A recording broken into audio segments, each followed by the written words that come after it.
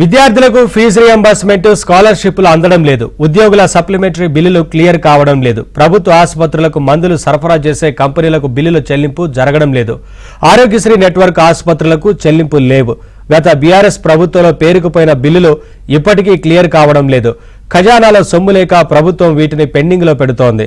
దీంతో ఆయా వర్గాలు తీవ్ర ఇబ్బందులకు గురవుతున్నాయి.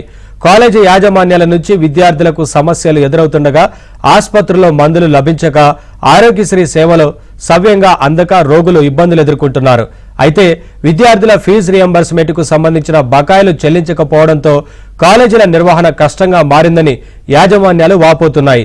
కాలేజీలను మూసేసుకునే పరిస్థితి దాపరిస్తోందని ఆవేదన వ్యక్తం చేస్తున్నాయి. మరోవైపు ఔషధ కంపెనీలు తమకు బకాయిలు చెల్లించకపోతే ప్రభుత్వ ఆసుపత్రులకు మందులు సరఫరా చేయలేమంటూ చేతులెత్తేస్తున్నాయి. ఇక ఆరోగ్యశ్రీ బిల్లులు 10 నెలలుగా క్లియర్ కావడం లేదని నెట్వర్క్ ఆసుపత్రుల సంఘం అంటోంది.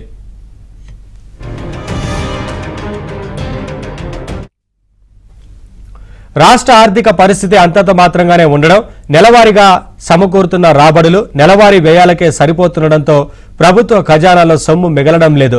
పైగా పార్లమెంట్ ఎన్నికల కోడ్ కారణంగా బిల్లుల చెల్లింపుల్లో కొంత సమస్య ఎదురైందని ప్రభుత్వ వర్గాలు అంటున్నాయి. ఆర్థిక సంవత్సరం 2వ త్రైమాసికంలోనైనా బిల్లుల బకాయిల్లో ఎంతో కొంత విడుదల చేయాలనే యోచనలో సర్కారు ఉన్నట్లు చెబుతున్నాయి. రాష్ట్రంలోని వివిధ ఇంజనీరింగ్ కాలేజీల్లో చదువుతున్న విద్యార్థులకు ఫీజు రియంబర్స్మెంట్, స్కాలర్షిప్ల బకాయిలు 5 ఏళ్ల నుంచి పెండింగ్ లో ఉన్నాయి. 2019-20వ సంవత్సరం నుంచి ఫీజులను ప్రభుత్వం కాలేజీ యాజమాన్యాలకు చెల్లించకపోవడంతో అవి భారీగా పేరుకుపోయాయి.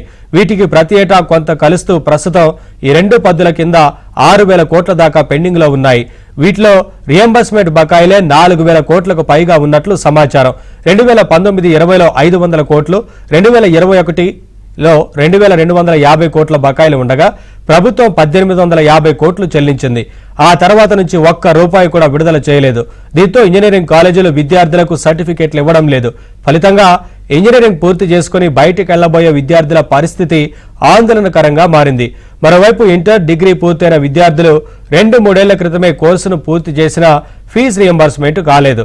అయితే స్కాలర్షిప్ల సొమ్ము విద్యార్థుల బ్యాంకు ఖాతాల్లో జమ కాలేదు. దీంతో కాలేజీల యాజమాన్యాలు సర్టిఫికెట్లు ఇచ్చేందుకు నిరాకరిస్తుండటంతో విద్యార్థుల ఉన్నత చదువులకు ఆటంకంగా మారింది.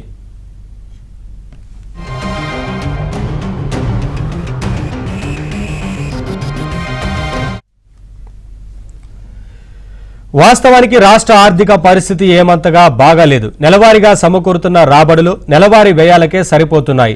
ఇందులో ప్రధానంగా అప్పులు, అసలు, వడ్డీలు చెల్లించాలంటేనే ప్రభుత్వానికి పెద్ద సమస్యగా మారింది. ప్రతి నెల అన్ని రకాల రాబడుల ద్వారా 12 నుంచి 14 వేల కోట్ల వరకు నిధులు సమకూరుతున్నాయి. నెలకు మరో 4 నుంచి 5 వేల కోట్ల వరకు రుణాలు తీసుకుంటోంది. ఇలా వచ్చే 18 నుంచి 19 వేల కోట్లను ఉద్యోగుల వేతనాలు, పెన్షన్లు, సంక్షేమ పథకాలు, సబ్సిడీలు, అప్పుల కిస్తీలు, ఇటు వడ్డీ చెల్లింపులకు సర్దుతోంది. పర్యవసానంగా సప్లిమెంటరీ బిల్లుల క్లియరెన్స్కు ఖజానాలో సొమ్ము మిగలడం లేదు.